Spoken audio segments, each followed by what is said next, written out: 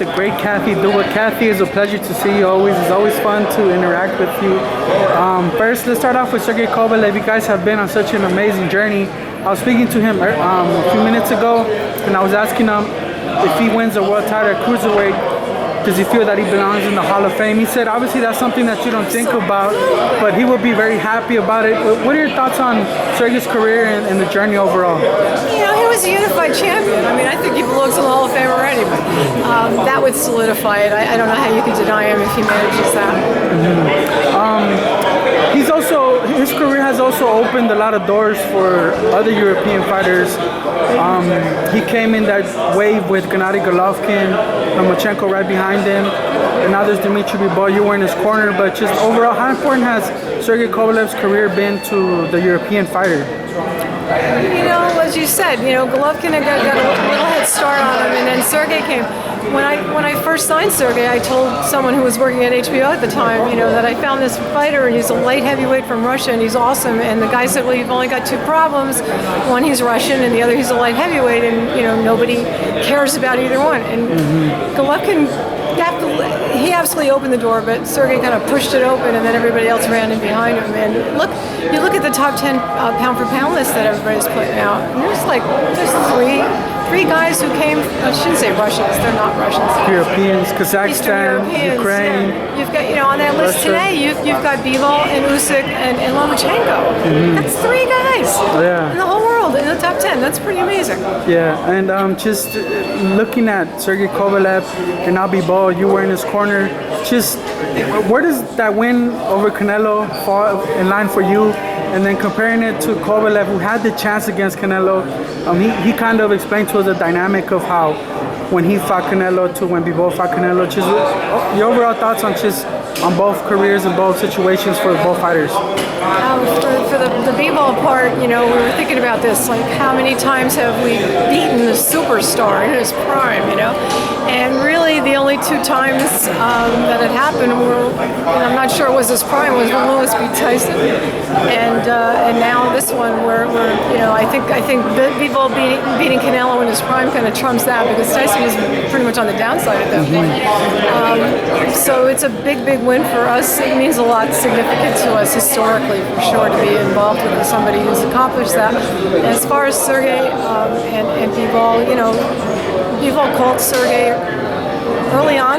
We did that press conference a few weeks ago. They had just spoken a couple days earlier. Oh, wow. They stayed in touch, and after the fight, Bivol was texting Sergey and thanking him. And they were texting each other. Bivol, really? Was it like obviously you can't disclose what they were talking about, but was it like an advice kind of thing, or? No, after the fight, Bivol was thanking him. He knew. He executed the plan, the game plan that Lenny McGirt had created for Sergey going into that fight with Canelo. He got to watch Sergey execute that game plan successfully for at least the first half of the fight. So he learned from that. He went in there, and with his trainers, they took it to the next level. And he went in there and for 12 rounds executed it flawless. So he definitely shared some real good advice with Bivol then, baby. I'm right? sure he did, yeah. Just what were your thoughts? I think it was a little bittersweet for Sergey, of course, watching. Yeah, for sure. But the guy do what he had said. He had to be happy for you, right? I'm sure. Sergey's a sweetheart, of course. He's happy. Just when you were in the corner and they were reading the cards, what went through your mind? What were your thoughts? You know what? One of the judges was Steve Weisfeld. The thing about Steve Weisfeld is he's never wrong. Never. I've known him. He was a judge in New Jersey back before anybody knew who he was in the rest of the world. He was judging our fights. So I've watched him over all these years. He's like a scoring computer. When they said all three scores were the same, I knew we won. I knew there was no way he was going to take it from us because he deserved it. Why were you so confident? Because you've been on the other end of the cards with Sergey, even against Andre Ward. You felt otherwise, but why were you so confident this time that they got it right? first of all, I picked a draw when I was asked to pick in British boxing, because, and my explanation was, Bivol will outbox him. He will keep his discipline. He will make it, he'll make it very difficult for Canelo. He will win the fight clearly, but they will rob him, and so I'm picking a draw. At best, that's what you were hoping for. And we were like 1 round away from that actually happening. Yeah, it's crazy. But again, I thought they would rob him as the fight went on, and I watched him winning round after round after round, particularly at the end of the fight. It's the judges that tend to keep it even until you get to the end. Yeah. If you don't win the final rounds convincingly, that's when you get robbed. Yeah. Always when you get robbed. Sergey did not win the final rounds of the first war fight convincingly. Canelo Whitaker, God love him, was running around the ring at the end of the Chavez fight, even though he won every round convincingly. That's just what Pete did. You've got to close the show. In fact, when I was in the locker room to wish Bivol luck, I said to him, if you've got another gear, you better use it from the 10th round on and don't let up. And he just looked at me and said, don't worry. And I went, okay, that is the plan. Good, I know you knew what to do. You don't need my advice. But you have to, if you're going to be in that hostile situation, and it is a hostile situation, you have got to go in there and just, you have to be so dominant in the last 3 rounds, and he did it. At the end of the 9th round, even though Canelo won it, I was grinning because I'm thinking. I sent a text to my daughter. I'm thinking, well, that's it. It's over, because Canelo was wiped at the end of that round. You could see he had nothing anymore. And then Bivol went out and did what he had to do. And again, when I heard them say that all 3 judges scored it the same, I was sure Weisfeld would never rob us, because he doesn't do that. He just scores the fight. Yeah. So I figured, well, I guess we won this. Canelo, where does he go from here? I mean, maybe anywhere he wants. Maybe Bivol was too big for him. I don't know your thoughts on just what do you think? Here's the thing. Bivol is a 168 pounder. Went up to 75 for the opportunities. He can make 168 any day he wants. He doesn't. He got in that ring at 75. He didn't have to dry out. Didn't have to do any of that stuff. He wanted to dry out to get down to 68. He could, which is why he told Canelo he'd be more than happy to come and take his other 3 belts if he wants to fight it that way. He is not taller. Doesn't have a bigger reach than the last 5 guys Canelo fought. So this thing about he was too big, that's baloney. Canelo did just fine with a very good light heavyweight with Sergey. So let's not take anything away from Bivol.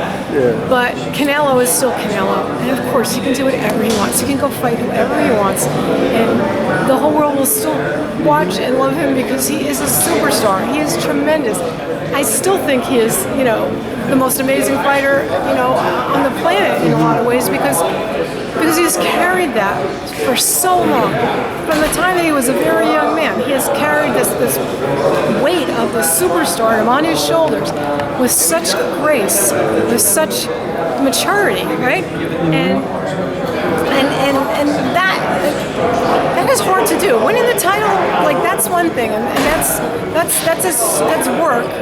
But it's kind of fun getting there. Once you get there and everybody's gunning for you, and I've been in that situation with fighters. Once you show improvements every other fight, and you keep getting better. You stick to it, and you've got more money than you and your great grandchildren will ever need, and you're still doing it. You can't have anything but respect for him. So he'll go out and he'll have other fights, and it'll all be fascinating. We'll all be thrilled to watch him. And like Hagler and Leonard and Duran and Hearns, they all had losses on their records. Somewhat of an honorable loss for Canelo, if there's such a thing. There is such a thing. An honorable loss. There is such a thing. This idea that you have to win every fight in your career is absurd. Again, Leonard, Hearns, Hagler, Duran. I could go on all day with these people. The heavyweights, Holyfield, Bo, Tyson, they all lost fights. And that's kind of why the people will like them, because to see if they can come back and win again and be great again, Yeah, because that's another measure of greatness, as it will be for Sergey. You come back from that loss, and now you go and you get something else. Cruiserweight title, yeah. Right. That'll be big. That's what makes a great fighter. The one who can take a loss and move on. The guy who just always fights setups and gets a bunch of wins, that's not a great fighter. Great fighters challenge themselves. Yeah. Last thing, Kathy, regarding Bivol, you're a part of his team. You guys got to discuss what's next. The rematch is there on the table for Canelo. Do you think he'll take it? And if so, what do you think happens in the rematch? And if not, where does Bivol go from there? Bivol versus Smith is coming in June. He's already fought Joe Smith. I think a lot of people expect Bivol to win, even though it's going to be a very good, close fight. Just the future for Bivol. Well, I think that's up to the people who are closest with him. I'm here just to advise. So I'm not making the decision. But you know, he's got some really nice opportunities out there. Obviously, if Canelo wants the rematch, he'll get it. If he doesn't want it right away, he can. The winner of Beterbiev. Say Beterbiev. But it's the winner because he wants to unify. But he's already outclassed Joe Smith. He didn't just beat him; he outclassed him. Yeah, he left no doubt. So it's not such an exciting fight, but he'd want to take it just to unify. You've also got. He wants to be undisputed. That's his goal. Yeah. Well, every fighter wants to be that. Then you've got Zerno Ramirez. You've got. Maybe Tervel Benavides. He could come up anytime now. Okay, that is going to be the super fight. Benavides Bivol? 2-3 years from now, that's going to be the super fight. Bivol Benavides. Absolutely. That's it. And there's some guys over in England that he can fight. There's some light heavyweights over there. So he's got plenty of options, and it's going to be fun to see what he does. Definitely, Kathy. Congrats on the big win. Always a pleasure talking to you. Thank you, and good luck on Saturday. Thank you. Thank you.